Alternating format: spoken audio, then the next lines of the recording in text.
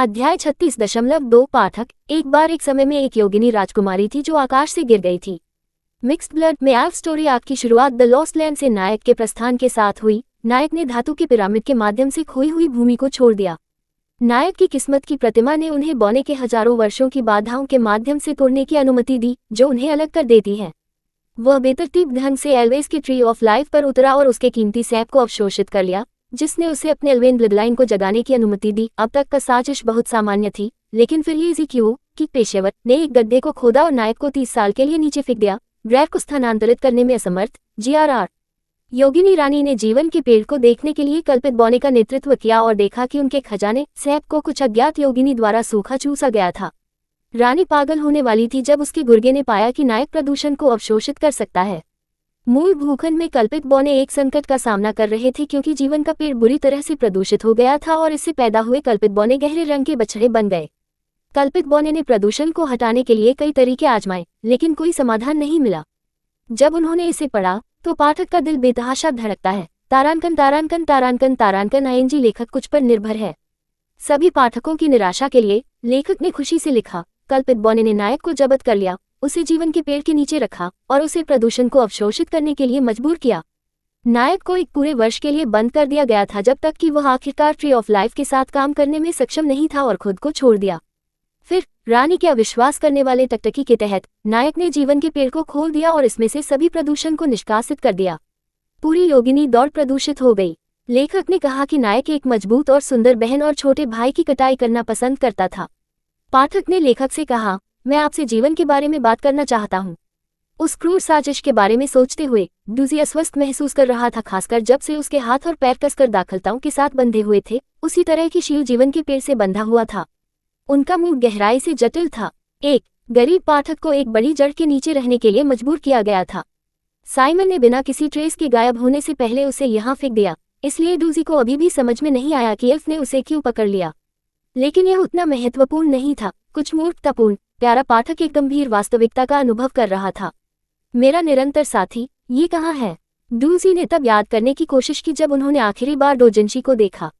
जब वह भाड़े की टीम के साथ था तब भी उसके पास था। तब वह शायद बहुत बेहोश हो गया। शायद प्रतिद्वंद्वी के पास अब था। डोजिन्शी, वापस आओ। यदि आप और वह एक दूसरे के संपर्क में आते हैं तो परिणाम अच्छे नहीं होंगे। कुछ मूर्खतापूर्ण मोह व्यक्ति ने तब सोचा कि उनका जीवन निराशा से भरा था। वह ये कल्पना नहीं करना चाहता है कि जब वह खुद को डोजिन्शी में एक अजीब भूमिका निभाते हुए देखता है तो एक और चरित्र क्या सोचेगा। क्रूर वास्तविकता यह है कि डूजी को अब डोजिन्शी को पुनर्प्राप्त करने के लिए प्रतिद्वंद्वी में वापस जाना होगा, क्योंकि उन्हें लगता है कि अगर वह इसे पुनः प्राप्त नहीं करता है तो कुछ और भी भयानक होगा। उदाहरण के लिए, क्या होगा अगर नायक ने अपने प्रतिद्वंद्वी के हाथ में डोजिन्शी को देखा? वह पुस्तक परिचित लगती है। प्रतिद्वंद्वी उज्ज्वल मुस्कुराया, क्या आप इसे पढ़ना चाहते हैं? ये व्यक्ति मैं है। मुझे लगता है कि ये दूसरा व्यक्ति मैं हूँ। X2 तारांकन तारांकन तारांकन तारांकन। ये डरावना है, इतना डरावना, सुपर डरावना है। वह कल्पना नहीं करना चाहता है कि उसके बाद दुनिया कैसी होगी।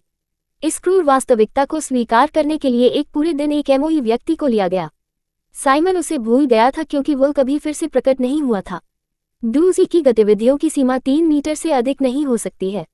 यदि वह उससे कहीं आगे बढ़ता है तो बेले उसे कसकर वापस खींच लेंगी। डूजी केवल उचित सीमा को समझने और बाहर देखने की कोशिश करने की पूरी कोशिश कर सकता है। एल्वेस का निवास स्थान वास्तव में एक वंडरलैंड के रूप में अपनी प्रतिष्ठा के हकदार थे। दूर नहीं एक विशाल स्पार्कलिंग झील थी। इसके तटों पर कुछ सफेद गेंडा इत्मीनान से घास खा रहे थे। कुछ कल्पित बौने एक गेंडा के बालों को ब्रश कर रहे थे और वे सभी बहुत सुंदर थे। पूरा दृश्य एक सुंदर परी कथा से बाहर कुछ जैसा था। झील के बीच में एक बड़ा राजसी पेड़ था। बस इसे देखते हुए डूजी को एक झटका दिया और उसे बहुत विस्मय और श्रद्धा महसूस हुई। ये कल्पित बौने के जीवन का कीमती पेड़ था। डूजी ने जीवन के पेड़ को देखा। पेड़ की शाखाएं रसीला दिखाई दी, लेकिन इसने एक जीवंत भावना नहीं दी। इसके केवल 1/3 पत्ते हरे थे, बाकी पत्ते और उनके तने काले थे। जब जीवन के पेड़ की शाखाएं हवा से हिल गईं, तो कोई भी पक्षी अपनी घातक शांति से बाहर नहीं निकला। जीवन का पेड़ पहले से ही इतनी गंभीर स्थिति में था। मिश्रित रक्त के मूल भूखंड में नायक की उपस्थिति के कारण जीवन के पेड़ का प्रदूषण निहित था। और अब क्योंकि उसने साजिश को बाधित कर दिया था, जो एल्वन जंगल में दिखाई नहीं दिया, इसलिए कोई भी जीवन के पेड़ के प्रदूषण को रोकने में सक्षम नहीं था। इस राज्य में जीवन के पेड़ को देखकर डूजी ने सोचा कि कल्पित बौने शायद पागल हो रहे थे। कुछ मूर्खतापूर्ण व्यक्ति ने स्वीकार नहीं किया कि वह अंदर ही गौर कर रहा था। डूजी ने कभी भी कल्पित बौने के बारे में एक अच्छी राय नहीं रखी है। आप एमओई नायक को किसी प्रकार की गंदगी चूसने वाली मशीन के रूप में उपयोग करने की हिम्मत करते हैं। आप मौत की ओर इशारा कर रहे हैं, मौत की ओर इशारा कर रहे हैं, मौत की ओर इशारा कर रहे हैं। अचानक एक व्यक्ति का नाम डू ज़ेड के दिमाग से हो गया। मूर्खतापूर्ण पाठक ने चुपचाप कल्पित बौने पर अपना अभिशाप वापस ले लिया। वास्तव में कल्पित बौने के बीच एक एमओई व्यक्ति है। नायक को कल्पित बौने द्वारा 1 साल के लिए कैद किया गया था। उस समय के दौरान वह एक योगिनी से मिला जिसका उस पर बहुत प्रभाव था, योगिनी राजकुमारी। उस समय योगिनी राजकुमारी जीवन के पेड़ के पास गई और गलती से हवा में कदम रखा। वह सीधे नायक के शरीर के शीर्ष पर गिर गई। उद्धरण चिन्ह, योजक चिन्ह, विस्मयादिबोधक चिन्ह, उद्धरण चिन्ह। थंब, अनगिनत पत्ते गिर गए। डूजी ने अपना मुंह चौड़ा खोला, लेकिन वह बाहर नहीं बुला सका क्योंकि उस पर गिरने वाला व्यक्ति उसकी छाती पर सही था। हालांकि दूसरा व्यक्ति बहुत भड़क गया था और तुरंत उठ गया। डूजी कुछ समय के लिए मूर्खतापूर्ण रहा। उसने अपनी छाती के पार सुंदर महिला योगिनी और उसके मस्तिष्क में जम गए।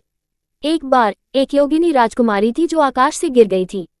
उसका नाम एरियल था। जू को नहीं पता कि वह कब तक यहाँ कैद किया गया था। काली दाखलताएं अभी भी उसके शरीर के चारों ओर घाव करती हैं, जो प्रदूषण की एक स्थिर धारा को व्यक्त करती है। क्रोध, दुख, नफरत। क्या आप वेंट करना चाहते हैं? जू ने अपना सिर उठाया। जीवन के मोटे पत्ते के पेड़ ने सभी धूप को अवरुद्ध कर दिया। उनके लिए वह सिर्फ एक चीज 4 का उपयोग करने के लिए है। जू की दृष्टि में अचानक सोने का एक स्पर्श दिखाई दिया। जू ने अपनी आंखें थोड़ी खोली और अपना हाथ बाहर निकाल दिया जैसे कि धूप को जब्त करने के लिए। उद्धरण चिन्ह, योजक चिन्ह, विस्मयादिबोधक चिन्ह, उद्धरण चिन्ह। थंब, अनगिनत पत्ते गिर गए। जू ने अपना सिर नीचे कर दिया। सुंदर महिला योगिनी को अपनी बाहों में देखा। उसके पास नर्म भूरे रंग के बाल थे, थोड़ा भड़का हुआ लग रहा था और बहुत सुंदर सुनहरी आंखें थीं। आंखें जो सूरज का रंग हैं। मिश्रित रक्त से अंश। तारांकन, तारांकन, तारांकन, तारांकन, तारांकन, तारांकन, तारांकन। लेखक के पास कुछ कहना है। लेखक, एक बार एक समय में एक योगिनी राजकुमारी थी जो आकाश से गिर गई थी। नायक, पकड़। पाठक, नीचे धकेल दिया। लेखक, मुस्कान सिंह, गोंग गोंग दिखाई दिया। अध्याय 37.1 पाठक, मैं अभी तक उसके बारे में पर्याप्त नहीं जानता। डूजी ने एरियल को मिश्रित रक्त में अपनी पसंदीदा बहनों में से एक एरियल में देखा। ये देखते हुए कि डूजी की ईमानदार, सीधी आंखें हैं, भूरे बालों वाली, सुनहरी आंखों वाली योगिनी राजकुमारी भड़क गईं। वह कुछ पत्ते बल गई और भव्य एल्विश लेखन का उपयोग करके जमीन पर लिखा। हालांकि जब उसने जो कहना चाहा उसका आधा हिस्सा लिखा था, एरियल ने रोका और एक टूटी फूटी अभिव्यक्ति दिखाए, अचानक यह महसूस करते हुए कि काले बालों वाला मानव एल्विश भाषा को पढ़ने में सक्षम नहीं होगा। शुरुआत से अंत तक योगिनी राजकुमारी ने कोई आवाज नहीं की। हाँ, मिश्रित रक्त सेटिंग में एरियल, हालांकि एक योगिनी राजकुमारी, एक घातक दोष था, वह बोल नहीं सकती थी। इस वजह से वह पूरी योगिनी की दौड़ के लिए एक अपमान बन गया। नहीं, अपमान भी नहीं। उसकी माँ योगिनी रानी सहित सभी कल्पित बौने ने उसे नजरअंदाज कर दिया। इसलिए जब एरियल ने उस नायक से मुलाकात की जो उससे बात करने के लिए तैयार था, तो उसे उससे प्यार हो गया। लगभग हर दिन एरियल गुप्त रूप से नायक के साथ मिलने के लिए भाग जाएगा। उसके साथ संवाद करने के लिए उसने नायक को एल्विश भाषा का थोड़ा सा सिखाया। बाद में जब नायक ने अपने कारावास से खुद को रिहा कर दिया, तो उन्होंने इस गरीब प्यारे प्यारे योगिनी राजकुमारी को छोड़कर पूरी योगिनी दौड़ को प्रदूषित किया। उनके शारीरिक दोष के साथ लंबे समय तक उपेक्षा ने एरियल को एक हीनता जटिल कर दिया, लेकिन यह उसकी कोमल और दयालु प्रकृति को छुपा नहीं सका। शुरू से अंत तक वह एक अच्छी व्यक्ति थी जिसने कभी भी मिश्रित रक्त में योजना नहीं बनाई। जब एरियल ने बाद में अपनी आत्मा को नायक के लिए बलिदान दिया, तो सभी पाठक सॉफ्ट गर्ल के मजबूत पक्ष पर चकित थे। डूजी आश्चर्यचकित था कि एक चमकदार व्यक्तित्व वाला लेखक कहानी में उपचार तत्व में जोड़ने के लिए पर्याप्त था। एरियल की कहानी एक त्रासदी बन गई। नायक कल्पित बौने के प्रदूषण का प्रत्यक्ष कारण था। योगिनी रानी यह स्वीकार नहीं कर सकती थी कि कल्पित बौने अंधेरे कल्पित बौने में बदल गए थे। उसने खुद को मार डाला, जिससे एरियल और शिव के बीच दरार पैदा हुई। नायक राजकुमारी पर बहुत संदिग्ध हो गया। भले ही उसने अभी भी उसे चारों ओर रखा था, लेकिन वह ये नहीं मान सकता था कि एरियल अपनी मां से बदला लेने के लिए एक दिन उसे धोखा नहीं देगा। एरियल के मरने के बाद ही नायक को अचानक एहसास हुआ कि वह वास्तव में अनारक्षित रूप से उससे प्यार करती है। एरियल को पुनर्जीवित करने के लिए नायक ने स्वर्गदूतों की स्काई सिटी पर हमला करने का फैसला किया। केवल वही जो स्काई सिटी का स्थान जानते थे और स्वर्गदूतों से लड़ सकते थे। दानव दौड़ थी, इसलिए नायक ने महाद्वीप के रिवर्स साइड को जीतने का फैसला किया। यही कारण है कि डूजी ने हमेशा एरियल को मिश्रित रक्त की सच्ची महिला सीसा के रूप में माना। हालांकि सेंट विवियन की भी उपन्यास में एक मजबूत उपस्थिति थी, जू के लिए वह एक दृष्टि या अतीत से एक अच्छी स्मृति की तरह अधिक है। डूजी ने महसूस किया कि एरियल जू के लिए सबसे उपयुक्त साथी था। एक हीलिंग उपस्थिति और पवित्र संत मुँह बहन के साथ मुँह बहन, वे एक मिलान जोड़ी है जो अधिक मुँह नहीं हो सकती है। डूजी का भेड़िया रक्त लंबे समय तक उबला हुआ था, इसलिए उसने कुछ समय बीतने के बाद ही प्रतिक्रिया दी। क्योंकि उसने जवाब नहीं दिया, प्यारी बहन चिंतित हो गई, जैसे कि वह रोने वाली थी। एरियल ने अपने गले के खिलाफ अपना हाथ दबाया, उसके खुले मुंह की ओर इशारा किया और बोलने में असमर्थता और उसकी माफी को व्यक्त करने के लिए बहुत कोशिश की। उसके दोष की खोज के बारे में चिंतित होने के बजाय ऐसा लगता था कि वह माफी मांगने में असमर्थता के बारे में अधिक चिंतित थी। डूजी ने अनजाने में अपने हेडफोन को छुआ। उन्होंने चिंतित एरियल को देखा और अचानक सोचा कि हेडफोन के बारे में बहुत अधिक देखभाल करना मर्दाना नहीं है। ये ठीक है, आप इसे लिख सकते हैं, मैं इसे पढ़ सकता हूँ। डूजी ने अपनी अभिव्यक्ति को नरम करने की कोशिश की। मेरा नाम डूजी है, आपका नाम क्या है? तो मूर्खतापूर्ण प्यारा पाठक ने मोएल्फ राजकुमारी के साथ बहुत समय बिताया। मूल मिश्रित रक्त भूखंड की तरह एरियल बहुत खुश था कि कोई उसके साथ संवाद करने के लिए तैयार था। लगभग हर दिन वह डूजेड के साथ मिलने के लिए भाग गई। अधिकांश समय यह एरियल था जिसने चीजें लिखी और डूजी केवल कभी कभी उसे लिखते थे, लेकिन इसने एरियल को असाधारण रूप से संतुष्ट किया। डूजी को चिंता होने लगी, वह वास्तव में अपनी भूमिका के नायक को लूटने के लिए पागल होना चाहिए। इसके बाद एरियल के साथ नायक अपनी अनुकूलता रेटिंग कैसे बढ़ा सकता है? लेकिन डूजी ने पाया कि वह एरियल के साथ संवाद करने से इनकार नहीं कर सकता, क्योंकि जितना अधिक उन्होंने संवाद किया उतना ही उसे पता चला कि वह इतने लंबे समय से कितनी अकेली थी।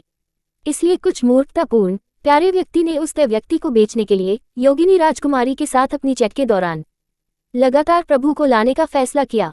डूजी ने अपने दिमाग को रैक करने के बाद और उन सभी तारीफों को ढेर कर दिया जिनके बारे में वह सोच सकते थे। एरियल को जू में दिलचस्पी हो गई। उसने एक पेड़ की शाखा ली और जमीन पर लिखा, क्या वास्तव में इस दुनिया में ऐसा कोई आदर्श व्यक्ति है? डूजी ने बिना किसी हिचकिचाहट के सिर हिलाया और एरियल ने लिखा, क्या आप मुझे उसके बारे में और बता सकते हैं? ये देखकर कि डूजी को मूर्खतापूर्ण था, एरियल ने लिखा, आप उसे बहुत अच्छी तरह से वर्णन करते हैं। ये सिर्फ एरियल ने रोका और एक उचित विशेषण के बारे में सोचना मुश्किल लग रहा था। यह सत्य लगता है, वह एक सही चरित्र प्रतीत होता है जिसे हर कोई एक अमूर्त आदर्श की तरह कविता में लिखना पसंद करता है। क्या आप मुझे बता सकते हैं कि वह क्या पसंद करता है और वह क्या करना चाहता है?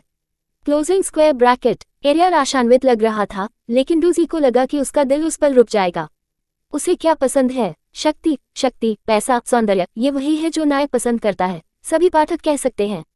लेकिन उस क्षण में डूजी को एहसास हुआ कि वह नहीं जानता कि वास्तव में उस व्यक्ति को क्या पसंद है, वह क्या करना चाहता है। जू को पता चला, जो उसके बगल में रहा, जो उसके लिए इंतजार कर रहा था। मिश्रित रक्त के मुख्य चरित्र ने वह सब नहीं किया होगा। जब एरियल ने देखा कि डूजी की अभिव्यक्ति कई बार स्थानांतरित हो गई, तो वह शाखा के साथ भड़क गई और कीटनाशक थी। क्या बात है? कुछ गलत बोला। मुझे एहसास हुआ कि डूजी की आवाज मुश्किल से श्रव्य थी। मैं अनुचित रहा हूँ। 2. शुरुआत से अंत तक उन्होंने केवल जू को नायक माना और कभी भी एक व्यक्ति के रूप में उनके बारे में नहीं सोचा। हमेशा नायक को प्रभावित करने की कोशिश कर रहा है। वह नायक को प्रभावित करने की कोशिश में बहुत घमंडी और हास्यास्पद था। वह जानता था कि मिश्रित रक्त का नायक क्या चाहता था, लेकिन उसने कभी भी ये पता लगाने के लिए परेशान नहीं किया कि शिव क्या चाहता है। एरियल ने देखा कि डूजी अपनी आंखें उठाकर देखती है। पहली बार उन्होंने एक लंबी सजा सुनाई। मैं अभी तक उसके बारे में पर्याप्त नहीं जानता, अगली बार मैं आपको निश्चित रूप से बताऊंगा कि वह किस तरह का व्यक्ति है। उद्धरण चिन्ह। अध्याय 37.2 पाठक, मैं अभी तक उसके बारे में पर्याप्त नहीं जानता। एरियल ने अनुपस्थित रूप से सिर हिलाया।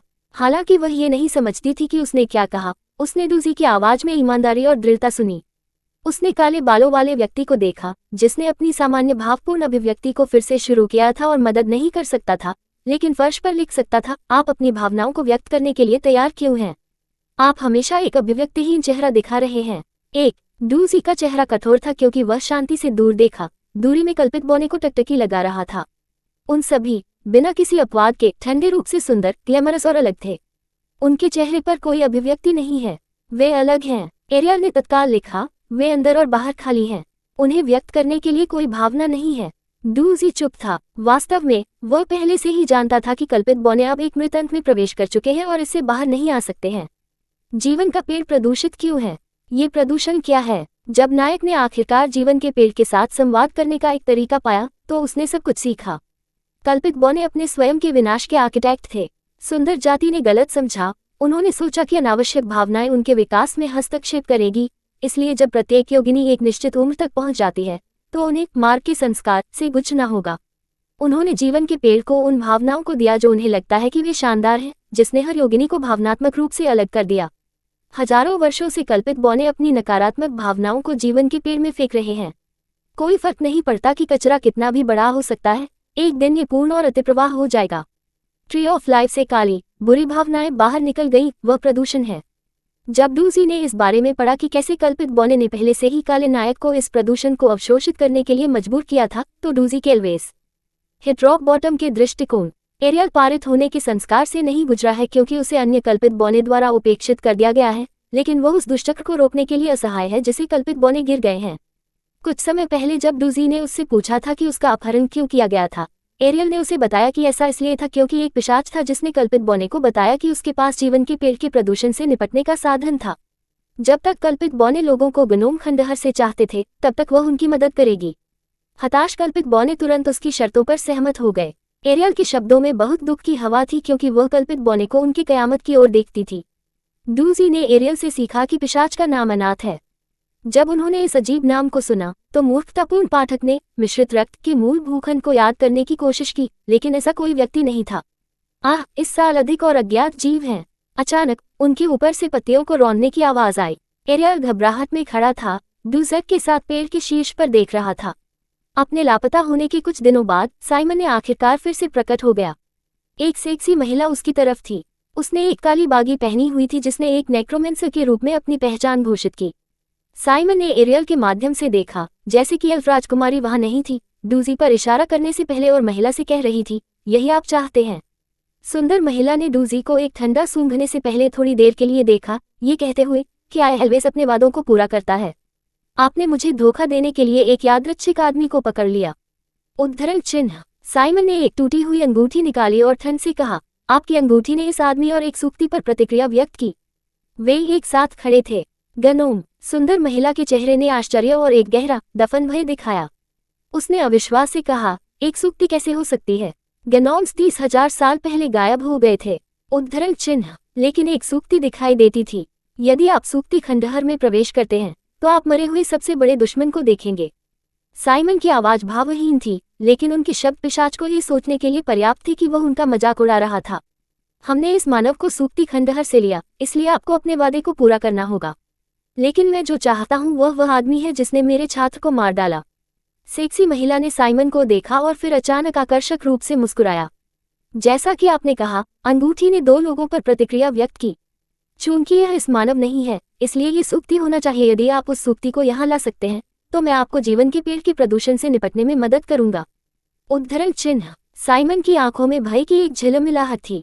वह एक पल के लिए चुप था, फिर डूजी की ओर इशारा किया और सुंदर महिला से कहा, ये सूक्ति उसके लिए बहुत महत्व देती है। चुलबुली महिला ने फिर से डूजी को देखा, लेकिन इस बार वह उसके पास चली गई। मुझे आश्चर्य है कि अगर आपने कभी मेरे छात्र से मेरा नाम सुना है। महिला ने अपना हाथ बाहर निकाला और उसके लाल नाखून डूजी की थोड़ी के पार लेट गए। मेरा नाम अनाथ है, मैं एक नेक्रोमेंसर हूँ। बागी की उस परिचित शैली में सेक्सी महिला को देखकर और छात्र शब्द सुनकर डूजी को आखिरकार याद आया कि अनाथ कौन था। एफएमएल। क्या वह डार्क एल्फ के संरक्षक नहीं है? अनाथ ने ध्यान से डूजेट के चेहरे को देखा, अपनी अभिव्यक्ति से यह पता लगाने की कोशिश की कि क्या वह हिल गया था, लेकिन वह पूरी तरह से भावना का कोई निशान खोजने में विफल रही। यह अनाथ के लिए कोई समस्या नहीं थी। उसकी उंगलियां नीचे फिसल गईं और डूजेट के कॉलर को अलग कर दिया। मैं कहना भूल गया। अनाथ ने डूजी को गले लगाया, जिसने पीछे हटने की कोशिश की। उसने अपना मुंह डूजी की गर्दन पर रखा और उसके नुकीले कैनाइन को लंबा कर दिया। मैं एक पिशाच हूँ। डूजी कांप गया। वह नहीं जानता था कि क्या ये काटने के कारण था या अनाथ के चौंकाने वाले शब्दों के कारण। पिशाच मरे की एक शाखा है। उनके पास रक्त पर अद्वितीय नियंत्रण है और उनके पीड़ितों के रक्त से वे बहुत सारी जानकारी का विश्लेषण कर सकते हैं, जैसे कि विचार और स्मृति। रक्त के नुकसान ने डूजी को असहज महसूस नहीं किया, लेकिन वह जानता था कि यह अच्छी बात नहीं थी, इसलिए उसने पिशाच को दूर धकेलने की कोशिश की। दुर्भाग्य से वह शक्तिहीन था। पास में एरियल भड़क गया था, लेकिन अनाथ और डूजी को अलग करने में असमर्थ था, इसलिए वह केवल साइमन को देख सकती थी, जो कि दमन से भरी आंखों के साथ थी। साइमन उदासीन था, लेकिन जब डूजी अत्यधिक रक्त की हानि के कारण मरने वाला था, तो उसने इत्मीनान से चेतावनी दी, एल्वेन क्षेत्र में मत मारो। एनाथ ने साइमन के हमले से बचने के लिए कुछ कदम पीछे हट गए। उसके चमकीले लाल होठों पर एक हाथ के साथ वह डूजी को देखती थी, जो एरियल द्वारा आयोजित की जा रही थी। मैं आपके दिमाग और आपकी स्मृति को क्यों नहीं पढ़ सकता। इस युवक ने अक्यूमेंसी का इस्तेमाल किया। 2. डूजी ने अपनी गर्दन पर दबाव डाला। उसने अत्यधिक रक्त की हानि से इतना चक्कर महसूस किया कि वह खड़ा नहीं हो सकता था। वह केवल कमजोर रूप से बैठ सकता था। उसके सामने रंग का एक द्रव्यमान था और अंतिम लाल उसकी दृष्टि में प्रमुख रंग बन गया। अराजक लाल स्कारलेट रन से बना एक मानव प्रतीत होता था, लगभग इस तरह। Blood contract beast. अनाथ ने कहा कि वह डूजेड के सामने रक्त लाल रंग में कवर किए गए ह्यूमनॉइड रूप को देखा। डूजी ने अपनी आंखें बंद कर लीं। वह जानता था कि वह व्यक्ति आ रहा है। तारांकन तारांकन तारांकन तारांकन तारांकन तारांकन तारांकन। लेखक के पास कुछ कहना है। पाठक, मैं अभी तक उसके बारे में पर्याप्त नहीं जानता। लेखक, निम्नलिखित आधिकारिक जानकारी है। नाम, यू, स्थिति, नायक, पसंदीदा व्यक्ति, डूजी, पसंदीदा भोजन, डूजी, पसंदीदा खिलौना, डूजी, पसंदीदा बिस्तर, डूजी, सपना, नायक, नायक 8 दौड़ डूजर के साथ समय खेलते हैं। पाठक, मैं उसे बेहतर नहीं जानना चाहता। अध्याय 38.1 नायक, आप अंततः मेरे पास वापस आ जाएंगे। रक्त लाल, मानव के आकार का, रंग का वह प्राणी जमीन में डूब गया। एक ट्रेस के बिना गायब हो गया, जैसे कि यह जंगल द्वारा अवशोषित हो गया था। यू जाफन के कंधे पर बैठ गया, हाथ में थोड़ी और परिणाम पर सोच समझकर देखा। ये 5वीं बार था जब उन्होंने ब्लड कॉन्ट्रैक्ट जानवर को याद किया था। वह जानता था कि वह जिस आदमी की तलाश कर रहा था वह वहां था, और हालांकि रक्त अनुबंध जानवर स्वतंत्र रूप से प्रवेश कर सकता था, पूरे योगिनी जंगल एक बड़े जादुई सरनी की तरह था जिसने सभी अवांछित आगंतुकों को बाहर रखा। चूंकि यह मामला है तो ये सब नष्ट करना होगा। फ्लेक्सन हेयर्ड गनोम सीधा हो गया, उसके सामने हरे भरे जंगल को देखा और एक यांत्रिक कठपुतली के सिर को थपथपाया। अब से अराजकता महाद्वीप पर कोई अलविनवन नहीं होगा।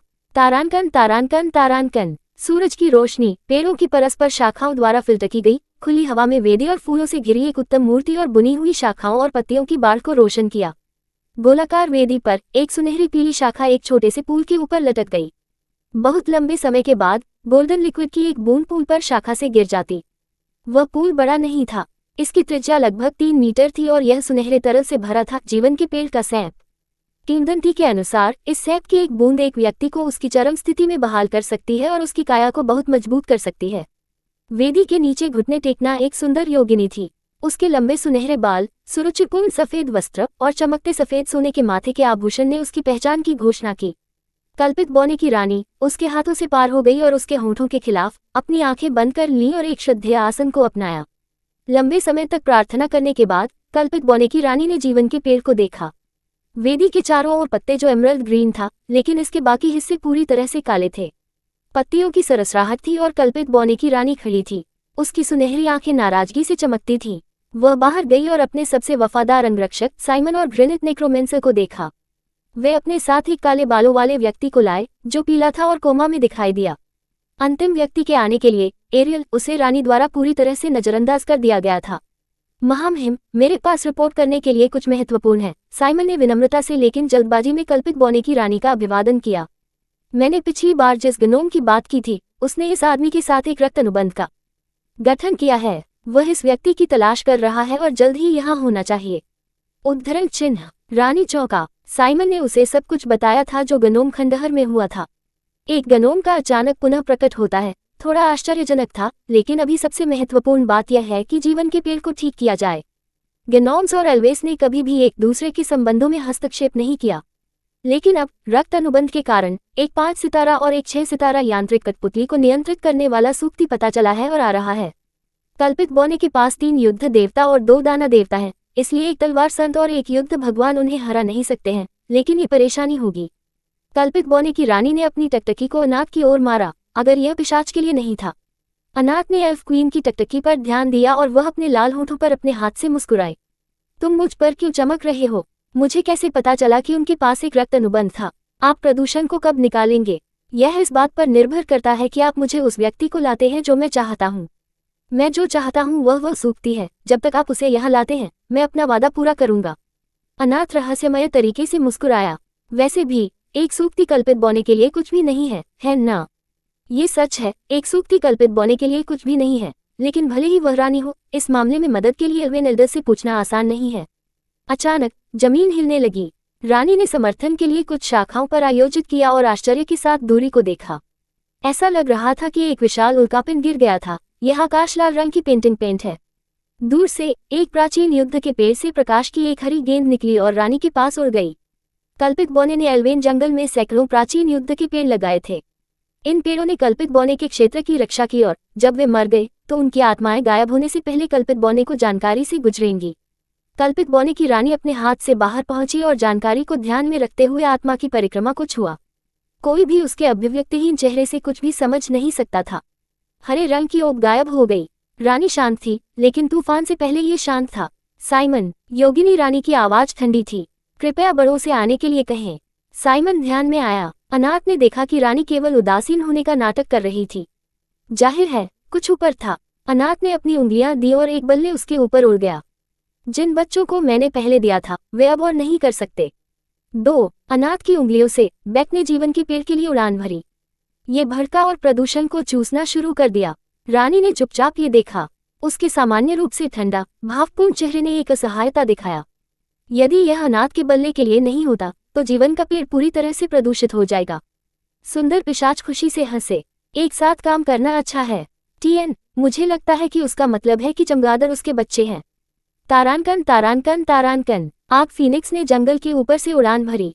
जहां भी ये लंबी पूंछ वाले पंख फंस गए, मजबूत अग्नि तत्व एक क्रिम्सन फूल की तरह पेड़ों पर गिर गए। एक ऊंचे पेड़ पर चढ़ते हुए फायर फीनिक्स ने परिणामों का सर्वेक्षण किया। जंगल के हरे रंग को लाल रंग से बदल दिया गया है।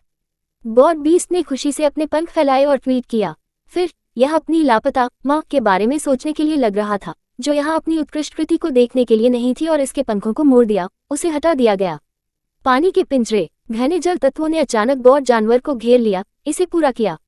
जब तक फायर फीनिक्स ने देखा तब तक बहुत देर हो चुकी थी और फीनिक्स को उतारने में असमर्थ था।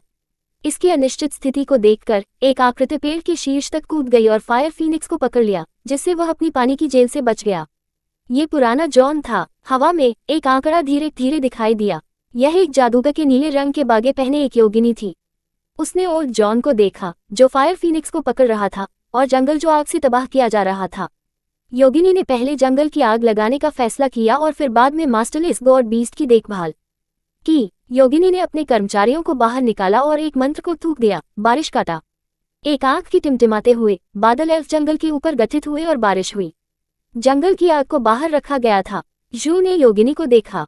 उन्नत जादू किसी व्यक्ति को पूरे भस्मीपन के बिना एक जादू करने की अनुमति दे सकता है। केवल दाना देवता केवल अपना नाम कहकर एक जादू डालने की क्षमता रखते हैं। दाना देवताओं के लिए मैजिक कास्टिंग मैजिक सांस लेने के रूप में सहज है। वे तुरंत कम और मध्यवर्ती स्तर के जादू को डाल सकते हैं। ज़ैफियन यांत्रिक कठपुतली ने आदेश सुना और प्राचीन युद्ध के पेड़ों की हत्या को रोक दिया। ज़ाफर ने योगिनी को देखने के लिए अपना सिर उठाया। एल्फ को यांत्रिक कठपुतली द्वारा घूरने का मन नहीं लगता था और जंगल में पानी के तत्वों में हेरफेर करके आग लगाते रहते थे। यांत्रिक कठपुतली तेजी से कूद गई और बेरहमी से योगिनी जादूगर पर मारा। यह एक बटन को दबाने जैसा था। एक पल यांत्रिक कठपुतली का हाथ एल्फ को हिट करने वाला था, फिर अगला क्षण प्रकाश यांत्रिक कठपुतली के शरीर में छेद के माध्यम से चमक रहा था। जू वापस मुड़ा। उसके पीछे एक ऊंचे पेड़ पर एक और योगिनी दिखाई दी। योगिनी ने अपने धनुष पर एक तीर डाला और फिर ज़ैफियन में गोली मार दी, जो उठने के लिए संघर्ष कर रहा था। रास्ते में मत जाओ। जू ने उन 2 छेदों को देखा जिन्होंने ज़ाफन के शरीर पर सुंदर चांदी की सफेद डिजाइन को बर्बाद कर दिया। केवल एक युद्ध भगवान एक 6 सितारा यांत्रिक कठपुतली के शरीर को नुकसान पहुंचा सकता है। ज़ाफन हमले को अवरुद्ध करने में असमर्थ होने के लिए ये स्पष्ट था कि आर्चा एक युद्ध भगवान था। दाना भगवान और युद्ध भगवान जू को घूर रहे थे, जिसकी अभिव्यक्ति बहुत अजीब थी। उसकी ठुड्डी उठा ली गई और उसकी मुस्कान विचित्र और खतरनाक दोनों थी। अंत में कोई मेरे साथ खेलने आया। जू के बालों पर एक बारिश की बूंद नीचे आ गई। ये गहरे लाल रंग में था। उसने अपने दोनों हाथों को बाहर निकाल दिया और गिनती शुरू कर दी। नीले रंग की तरफ कल्पित बौने के पास 1 2 कुल 2 लोग हैं। लाल तरफ यांत्रिक कठपुतलियों में 1 2 3 4। योगिनी के हाथ पर धनुष जो एक पेड़ के ऊपर खड़ा था कांपने लगा। जब से वह एक युद्ध भगवान बन गया, उसने कभी भी इस तरह का भय और निराशा महसूस नहीं की, क्योंकि यांत्रिक कठपुतलियां दिखाई देने लगी एक के बाद एक। योगिनी यांत्रिक कठपुतलियों की लड़ाई और 3 को महसूस कर सकती है। उनकी छाती में सभी 6 सितारे थे और उनमें से सभी हैं युद्ध देवता। उद्धरण चिन्ह ... 9 10 कुल 10 लोग। जू ने अपने हाथों को नीचे रखा और धीरे से घोषणा की, हम खेल शुरू कर सकते हैं। जू ने उसके सामने हवा में पकाया। एक फट बबल की तरह उसके सामने का वन दृश्य पतली हवा में गायब हो गया और उसके सामने एक सुंदर फैंटेसी दृश्य दिखाई दिया। जू ने एक बार फिर से ब्लड कॉन्ट्रैक्ट जानवर को बुलाया। लाल ह्यूमनॉइड रूप दूर की झील की ओर भागना शुरू कर दिया। जाफर ने जू को अपने कंधों पर रखा। एक और यांत्रिक कठपुतली रक्त अनुबंध जानवर के बाद भाग गई, जो लाल रंग के साथ जली हुई मिट्टी के एक क्षेत्र को पीछे छोड़ देती है। भयानक रंग, ऐसा लग रहा था जैसे किसी ने जमीन में कीमा बनाया हुआ मांस कुचल दिया हो। वे रास्ते में किसी भी जीवित प्राणी को नहीं देखते थे। सभी कल्पित बौने कहीं छिप गए थे और जू उन्हें खोजने की कोशिश नहीं कर रहा था। उसका मस्तिष्क उस व्यक्ति को खोजने की तत्काल आवश्यकता से भरा था। रक्त अनुबंध जानवर घास के माध्यम से झील के ऊपर, फिर झील के बीच में पेड़ पर चढ़ना शुरू कर दिया। जाफर पेड़ की चंदवा के माध्यम से भाग गया और फिर एक समाशोधन के बीच में कूद गया। बूम! यांत्रिक कठपुतली फूलों पर भारी पड़ गई और इसकी गिरती हवा ने पंखुड़ियों की बारिश पैदा कर दी। जू खड़ा हो गया और वेदी पर पीड़ित किया। वेदी के ऊपर एक मानव था। डूजी अनाथ के हाथों में था। वह अभी भी एक कोमा में था। उसका चेहरा खून की हानि से पीला था, बहुत पीला था। जब उन्होंने डूजी को देखा तो जू की आंखें तुरंत लाल हो गईं। बाम! कल्पित बौने की रानी और उसके चारों ओर कल्पित बौने की भीड़ अनजाने में पीछे हट गई। भले ही यांत्रिक कठपुतली के हमले को एक हल्के अवरोध से रोक दिया गया था, फिर भी उन्हें कीचड़ में कुचलने के अपने भयानक इरादे को महसूस हुआ। बाम! बाम! बाम! अधिक से अधिक यांत्रिक कठपुतलियां गईं और जादू की बाधा पर हमला करना शुरू कर दिया, क्योंकि कल्पित बौने भयभीत हो गए। यांत्रिक कठपुतलियों ने उन पर एक तीव्र लाल बत्ती डाली, जैसे कि इस दुनिया से कल्पित बौने को मिटाने की उनकी इच्छा की घोषणा की। सौभाग्य से, भले ही ये लग रहा था कि यह किसी भी समय टूटने वाला था, प्रकाश अवरोध आयोजित किया गया था। कल्पित बौने की रानी शांत रही। वह आगे चली गई और जू से बात की, जो अभी भी जाफर के कंधे पर था। आप इसे तोड़ नहीं सकते, ये जीवन की देवी की बाधा है। जू ने आखिरकार अपनी टकटकी को डूजी से दूर कर दिया और कल्पित बौने को देखा। रानी ने अपनी चमकीले रंग की आंखों को देखा और अचानक बोलना मुश्किल हो गया। हमारे बीच कुछ गलतफहमी हो सकती है। अध्याय 38.2 नायक, आप अंततः मेरे पास वापस आ जाएंगे।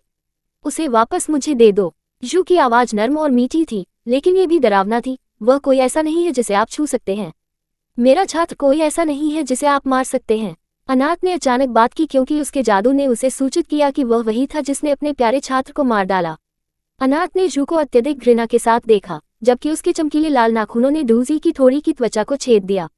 अपने धातु की गांठ छोड़ दें, या मैं उसके गले को चीर दूंगा। जू थोड़ी देर के लिए चुप था, फिर उसने अपने हाथों को ताली बजाई और सभी यांत्रिक कठपुतलियां प्रकाश अवरोध से पीछे हट गए। अनाथ ने कल्पित बौने की रानी पर गिड़गिड़ाया, आप उससे क्यों डरते हैं? यह आदमी हमारे हाथों में है, वह दाने की हिम्मत नहीं करेगा। अनाथ, योगिनी रानी ने ठंड से कहा, काश मैं आपसे कभी नहीं मिला होता। ओह, क्या आपको यकीन है, मेरी प्यारी रानी? अनाथ मुस्कुराया, अगर मेरे लिए नहीं तो आपका जीवन का पेड़ लंबे समय तक चला जाएगा। 10-6 सितारा यांत्रिक कठपुतलियों में से 4 वेदी के प्रवेश द्वार पर आराम करते हुए चली गईं। जू जाफर के कंधे पर खड़ा था और पूछा, क्या यह एक खतरा है? अनाथ ने ठंड से गुनगुनाया, लेकिन रानी नहीं बोलती थी। उसने प्रवेश द्वार की रक्षा करने वाले यांत्रिक कठपुतलियों को देखा और उसका दिल बहुत असहज था। जू ने कल्पित बौने को देखा, तब मैं ये कहूंगा, यदि आप उसे मुझे नहीं देते हैं तो आप अब जीवन का पेड़ खो देंगे। उद्धरण चिन्ह। बूम! ट्री ऑफ लाइफ के निचले हिस्से से एक हिंसक झटका आया, जैसे कि कोई इसे उखाड़ने की कोशिश कर रहा हो। झटके का बल इतना महान था कि कल्पित बौने की आंखों में डरावनी दिखाई दी। जू मुस्कुराया, अगर वह मर जाता है तो मैं उसके साथ जीवन के पेड़ को दफन कर दूंगा। जू बोलने से पहले अनाथ ने महसूस किया था कि स्थिति खराब थी, लेकिन वह अभी भी कल्पित बौने को उससे डूजी लेने से रोकने में असमर्थ थी। 2 एल्वेन युद्ध देवताओं ने उसे वापस पकड़ लिया। पहली बार एल्वेस के चेहरे की रानी ने एक अभिव्यक्ति दिखाई। वह बाहर शैतान को चिल्लाया, भयभीत, इसे बंद करो, हम उसे सही और निर्दोष स्थिति में वापस दे देंगे। जू ने इस दूरदर्शिता को देखा और ज़ेफियन को थपथपाया। एक संदेश के रूप में यांत्रिक कठपुतली की आंखों में प्रकाश चमक गया था, फिर ट्री ऑफ लाइफ की जड़ों में आंदोलन बंद हो गया। रानी लगभग जमीन पर गिर गई। साइमन ने डूजी को लाया, जो अभी भी कोमा में था। अनाथ ने इन घटनाओं के रूप में देखा और उसने एक मुस्कुराहट के साथ इशारा किया, क्या आप वास्तव में सोचते हैं कि यदि आप उसे वापस देते हैं तो वह उस व्यक्ति को वापस दे देगा, वह आप सभी को जाने देगा? क्या मैं ये देख सकता हूँ? मैं देख सकता हूँ कि वह में से भी बदतर शैतान है। हालांकि योगिनी रानी ने अनाथ के शब्दों का जवाब नहीं दिया, फिर भी वह प्रभावित थी। जू को घूरते हुए उसने कहा, आपको भगवान की शपथ लेनी चाहिए या हम आपको विश्वास नहीं करेंगे। जू ने संकोच नहीं किया, यदि आप उसे वापस मुझे देते हैं तो मैं जीवन के पेड़ को नुकसान पहुंचाने के लिए किसी भी साधन का उपयोग नहीं करूंगा। जू ने सोचने के लिए अपना सिर नीचे कर दिया और फिर रहस्यमय तरीके से मुस्कुराया, मैं प्रकाश के देवता द्वारा ये शपथ लेता हूँ। योगिनी रानी ने जू पर एक प्रकाश उतरते देखा। इस प्रकाश से पता चला कि प्रकाश के देवता ने व्रत को मान्यता दी थी। जिस किसी ने प्रकाश के देवता को शपथ दिलाई, उसे भगवान द्वारा दंडित किया जाएगा। उसने राहत की सांस ली, वेदी के केंद्र की ओर चली और सुनहरी तरल की एक बूंद लेने के लिए एक पत्ती का इस्तेमाल किया। फिर उसने ध्यान से इसे डूजेड के मुंह में डाला। तुरंत डूजी का चेहरा जागने के साथ साथ सुर्ख हो गया।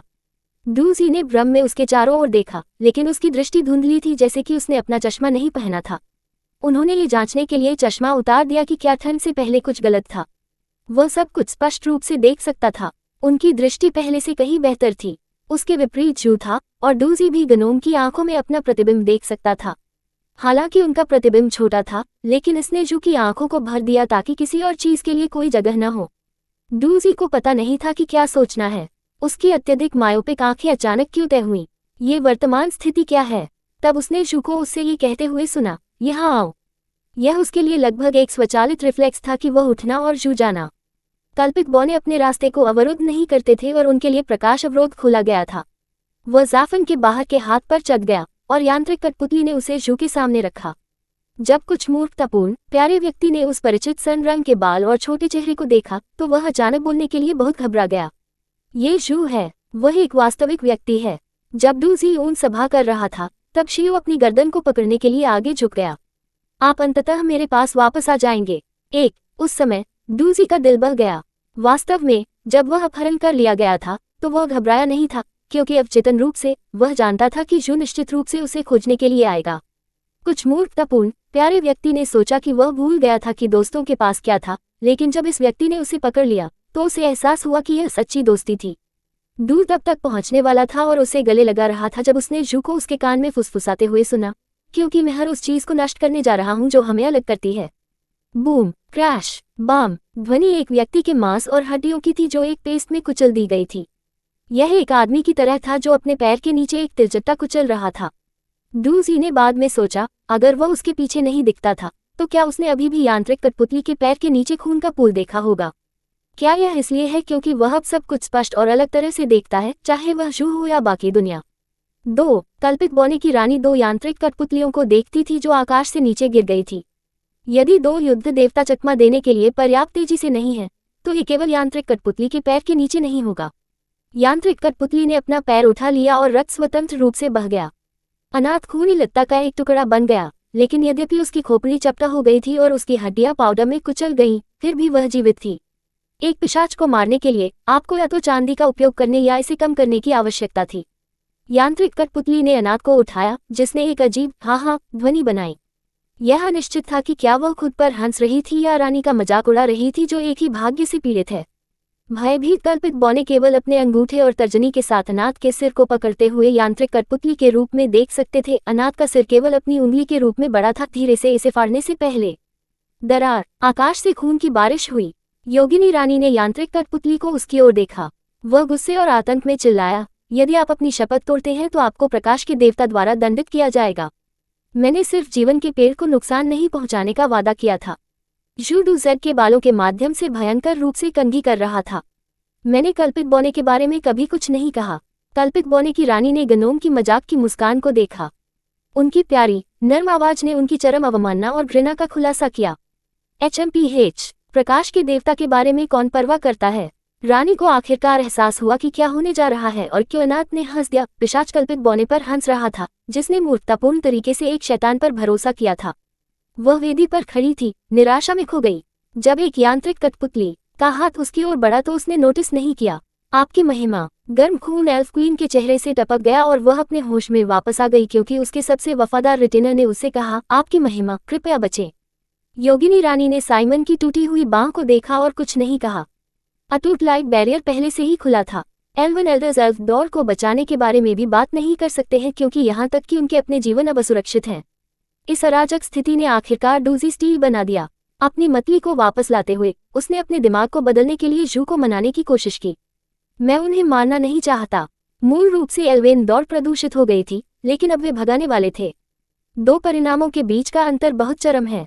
जू ने डूजी पर अपनी पकड़ ढीली की और मुस्कुराया। जो लोग मुझे दुखी करते हैं उन्हें मरना चाहिए।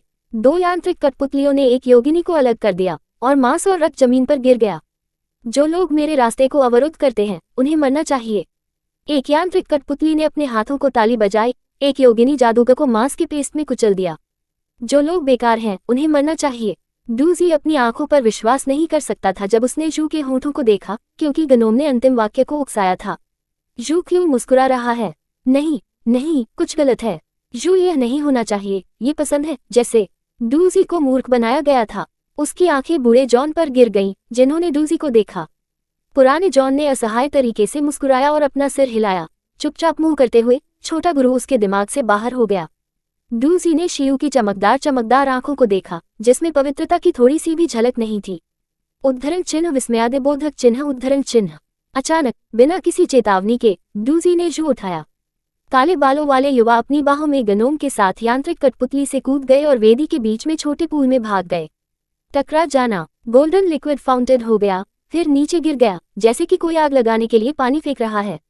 3। इस बीच एक यांत्रिक कठपुतली अपने हाथ की एक लहर के साथ साइमन को दीवार पर फेंक दिया।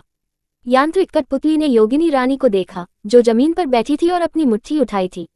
एक पतला आंकड़ा रानी के सामने खड़े होने के लिए आगे बढ़ा। यह एरियल था। यांत्रिक कठपुतली ने संकोच नहीं किया और अपनी मुट्ठी को नीचे गिरा दिया। एरियल ने अपनी आंखें बंद कर लीं।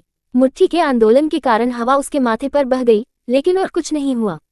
एरियल ने अपनी आंखें सावधानी से खोल दी और देखा कि विशाल मुट्ठी उसके पास थी, लेकिन यांत्रिक कठपुतली ने अपने कार्यों को रोक दिया था और इसके बजाय कुछ देख रहा था। वास्तव में सभी यांत्रिक कठपुतलियों ने जो कर रहे थे उसे रोक दिया था, जैसे कि किसी ने उनके विराम बटन दबाया है। वे सभी वेदी के केंद्र को देख रहे थे। एरियल ने विस्मय में अपने हाथों से अपना मुंह ढक लिया। ट्री ऑफ लाइफ का सैप गायब हो गया था और खाली पूल के बीच में बैठे डूजी और एक अजीब योगिनी थी।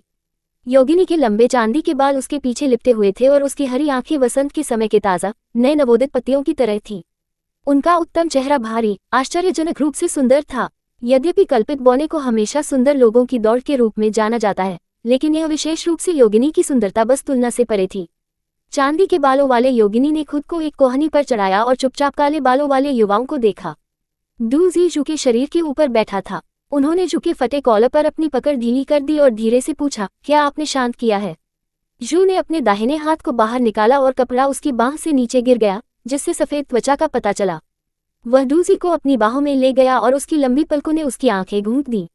आह, तारानकन तारानकन तारानकन तारानकन तारानकन तारानकन तारानकन तारानकन तारानकन तारानकन तारानकन तारानकन। मैं आपको सूरज दूंगा और इसे अपने बालों में बुन दूंगा। मैं आपको चांदनी दूंगा और अपनी त्वचा को इसके साथ कवर करूंगा। मैं आपको फूल दूंगा और अपनी सुंदरता को इसके साथ पेंट करूंगा। मैं आपको पेड़ दूंगा और उन्हें अपने घर में बनाऊंगा। मैं आपको वीणा दूंगा और इसे अपने गायन के साथ बनाऊंगा। मैं आपको धनुष और तीर दूंगा और इसे अपनी ताकत बनाऊंगा। मैं आपको योगिनी दूंगा और इसे अपना नाम बनाऊंगा। मिश्रित रक्त, एल्वेस के गीत से एक अंश। अध्याय 39.1 पाठक, कल्पित बौने लेखक के द्वेष से मुकाबला किया गया और काला हो गया। पुराने जॉन की सामान्य रूप से जीनियल अभिव्यक्ति आश्चर्य में से एक में बदल गई जब उन्होंने देखा कि क्या हुआ। वह पूल के बीच में चांदी के बालों वाली योगिनी को घूरता रहा और अनिश्चित स्वर में कहा, लिटिल मास्टर। जू ने अपना सिर शीर्षक दिया और फिर धीरे से पुराने जॉन पर सिर हिलाया। पुराने जॉन ने आराम किया और कहा, ऐसा लगता है कि छोटे गुरु के बारे में बहुत कुछ है जो मुझे अभी भी पता नहीं है। यदि छोटा मास्टर स्वतंत्र है तो वह इस बूढ़े व्यक्ति से बात कर सकता है। हालांकि पुराने जॉन ने जू को अपने योगिनी रूप में भी मान्यता दी। 6 सितारा यांत्रिक कठपुतलियां सभी ने जो कुछ भी कर रहे थे उसे रोक दिया। उनकी आंखों ने रंग बदल दिए। सबसे पहले red attack mode blue active mode में बदल गया। फिर जब वे किसी को भी नहीं पा सके जो उन्हें ऑर्डर दे सके, तो वे स्टैंड बाय मोड में चले गए। बचे हुए कल्पित बौने ने इस सब को देखा और जहां वे थे वहां रहे, न जाने क्या करना है। एरियल ने सावधानी से एक हाथ के साथ योगिनी रानी का समर्थन किया। रानी की टकटकी खून से लथपथ जंगल गतिहीन यांत्रिक कठपुतलियों पर बह गई और अंत में खाली किए गए छोटे पुल पर उतर गई। ये जगहें उसके मन को धीरज से परे उत्तेजित करती थी जब तक कि वह विमुख नहीं हो जाती। लकड़ी की आत्मा, कृपया मुझे अपनी शक्ति उधार दे और इस निंदा करने वाले आदमी को फाड़ दे। उद्धरण चिन्ह। वेदी के नीचे की जमीन तरसने लगी। कई बड़े नुकीले हरे रंग की बेलें आग के नीचे से बाहर आ गईं और पूल के केंद्र में छुरा घोंपने के लिए गोली मार दी, जहां शियू था। जब पुराने जॉन ने रानी पर हमला करने की कोशिश की तो एक तीर ने उसके आंदोलन को बाधित कर दिया। चूंकि उसकी बांह अभी भी टूट गई थी, साइमन अपने धनुष को उठाने के लिए अपने शेष हाथ का उपयोग कर रहा था और उसके मुंह से एक तीर चला गया। फिर बैले जमीन से उठे और पुराने जॉन पर हमला किया। जू ने डूजी को उठाया और चतुराई से बेल के हमले से परहेज किया। योगिनी का पतला आंकड़ा ऐसा लग रहा था जैसे कि वह नृत्य करने वाले लताओं के बीच छलांग लगाते हुए भारहीन था। जू एक व्यक्ति को ले जा रहा था, भले ही वह सहजता से चला गया। बेल के कांटों में से एक पर खड़े होकर जू ने एक जादू का मंत्र देना शुरू कर दिया। जू द्वारा जिस बेल पर रौंद दिया गया था वह पागलपन से मुड़ने लगी। ये पेड़ की छतरी से टकराता है और अनगिनत पत्तियां नीचे घूमती हैं। बाकी बेलें जू की ओर चारों ओर से चकित हो गईं क्योंकि वह कांटे पर खड़ा था और जादू के आखिरी में बोला, 1000 पत्ती ब्लेड। जैसे कि किसी ने एक ठहराव बटन दबाया था, गिरने वाले पत्ते पल पल जमे हुए थे, उन्हें मिडेयर में निलंबित कर दिया गया था। अचानक उनके किनारे धातु की तरह चमकने लगे और वे एक अराजक नृत्य में फट गए क्योंकि वे बेलों को टुकड़ों में काटते थे। जू अभी भी डूजी को पकड़ रहा था। मूर्खतापूर्ण प्यारा व्यक्ति जो पहले से ही पिछले खूनी दृश्य से मिचली कर रहा था, उस अत्यधिक झटके को सहन नहीं कर सकता था जो एक रोलर कोस्टर की सवारी से भी बदतर था। उसने जू को एक तरफ धकेलने की कोशिश की और घुटने टेकने और उल्टी करने के लिए कुछ कदम दूर ले जाने की कोशिश की, लेकिन जू ने तुरंत उसे एक आलिंगन में पकड़ लिया जब उसने दूर जाने की कोशिश की। सौभाग्य से डूजी ने हाल ही में कुछ भी नहीं खाया है। वह बस चुपके आलिंगन में रह गया और कुछ बार सूख गया। पाठक कड़वा उसके दिल में रोया, कृपया इस दुनिया में एक और केवल अर्थ को क्षमा करें, उसके पास एक नाजुक शरीर है। जू ने डूजी को धीरे से और ठंड से एल्फ क्वीन को देखा। कई पत्ते हवा से गिर गए और उस पर हड़ताल करने के लिए कोन बदल गए। रानी ने चकमा देने की कोशिश की लेकिन कुछ पत्तियों ने उसके पैर काट दिए। साइमन उससे कुछ दूरी पर था और जब योगिनी ने उसके बचाव में आने की कोशिश की तो पुराने जॉन ने उसे रोक दिया। अधिक पत्ते गिर गए। इस बार उन्होंने दिशा बदल दी और खुद को एल्फ क्वीन की गर्दन पर लक्षित किया। हालांकि एरियल अचानक योगिनी रानी के सामने दिखाई दिया। जू की आंखों में ठंडे नजर में उसका शरीर कांपने लगा। बहरहाल वह जू को देखने के लिए बनी रही, अपने सिर को सख्ती से हिलाते हुए और उसे एक संदेश संवाद करने की कोशिश कर रही थी। कृपया मेरी माँ को जाने दें। अगर मैं कर सकता हूँ तो कृपया मुझे अपनी माँ के अपराधों का प्रायश्चित करने दें। तो कृपया उसे मत मारो। जब वह डूजी ने पकड़ लिया था तो शिवू की भौं झुर्रियों से झुर्रियों को देखती थी। उसने इंसान को ये कहते हुए सुना, उसे मत मारो। ये पहली बार था जब जू ने डूजी को स्पष्ट अनुरोध किया। इस आदमी ने केवल कभी भी सुझाव दिया है और कभी भी सीधे कुछ मांगा। जू को अब खुश होना चाहिए, क्या उसे नहीं करना चाहिए? लेकिन जू की बेचैन उंगलियों ने स्पष्ट रूप से खुलासा किया कि वो पौधों को योगिनी की गर्दन के माध्यम से चलाना चाहता था। उसका नाम एरियल है। वह बहुत कोमल और दयालु है। कुछ मूर्खतापूर्ण प्यारा व्यक्ति दृढ़ता से मानता है कि चूंकि उसने शिव की भूमिका चुरा ली है, इसलिए जू को कभी भी एरियल के अच्छे गुणों को महसूस करने का मौका नहीं मिला, इसलिए उसने जू के साथ एरियल की अनुकूलता रेटिंग बढ़ाने की कोशिश करना शुरू कर दिया। वह एक अच्छी लड़की है और बहुत प्यारी है। इस युवक को प्यार का पुल बनाने दें। इक्वल्स जोड़। लेकिन जू के हथियार अपनी कमर पर क्यों हैं? यह युवक शायद ही सांस ले सकता है। ये बहुत अधिक बल है और एक व्यक्ति को आधे में काट सकता है। मदद, क्या आप उसे पसंद करते हैं? डूजी तुरंत समझ गया कि क्यों शियू इतना उत्तेजित था कि वह लगभग आधे में डूजी को तोड़ने वाला था। जू ने उसे गलत समझा और सोचा कि डूजी और प्यारी बहन है। चिंता मत करो बहन, सब तुम्हारा है। वहां पहुंचने से पहले उस पुल को न जलाएं। अपने गरीब छोटे शरीर को पूरा रखने के लिए डूजी ने दृढ़ता से और निर्णायक रूप से अपना सिर हिला दिया। उद्धरण चिन्ह ... उद्धरण चिन्ह। डूजी ने महसूस किया कि जू की तना हुआ मांसपेशियां धीरे धीरे आराम करती हैं। अपनी स्थिति के कारण वह जू की अभिव्यक्ति नहीं देख सकता था, लेकिन पत्तियां धीमी हो गईं और जमीन पर उतर गईं, इसलिए जू ने अपने शब्दों को सुना होगा। डूजर के पास सांस लेने का समय भी नहीं था। इससे पहले कि वह एल्फ क्वीन को बचे लोगों को चिल्लाते हुए सुनता था, आप हमला क्यों नहीं कर रहे हैं?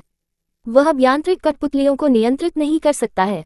उद्धरण चिन्ह। एल्वेन युद्ध ईश्वर ने यह महसूस करने से पहले सबसे पहले हिचकिचाया कि जब योगिनी रानी ने शियू पर हमला किया तो यांत्रिक कठपुतलियां उदासीन थीं। वह सावधानी से जू से संपर्क करने लगा। वीटीएफ, कल्पित बौने, आप अदालत की मौत के लिए इतने उत्सुक क्यों हैं? कृपया इसे रोकें। कल्पित बौने के आत्मघाती रवैये के सामने डूजी नॉनसेंस एक को बाहर करने के लिए बंद नहीं कर सकता है, क्योंकि इस प्रकार की घटना के साथ जू फिर से नोम की सेना का उपयोग करना निश्चित है। डूजी ने देखा कि योगिनी रानी ने एरियल को दूर कर दिया था। अपने दांतों को पीसते हुए डूजी ने जू को गोल्डन ब्रांच के पास पुल के केंद्र में खींच लिया। उगड्रिसिल। डूजी ने शू का हाथ गोल्डन ब्रांच पर रखा और जल्दी से कहा, इसका नाम बुलाओ। थोड़ी सी हिचकिचाहट के बिना सहज रूप से डूजेड के हर शब्द पर विश्वास करते हुए जू ने कहा, उगड्रिसिल। Subscribe for latest updates and more similar stories.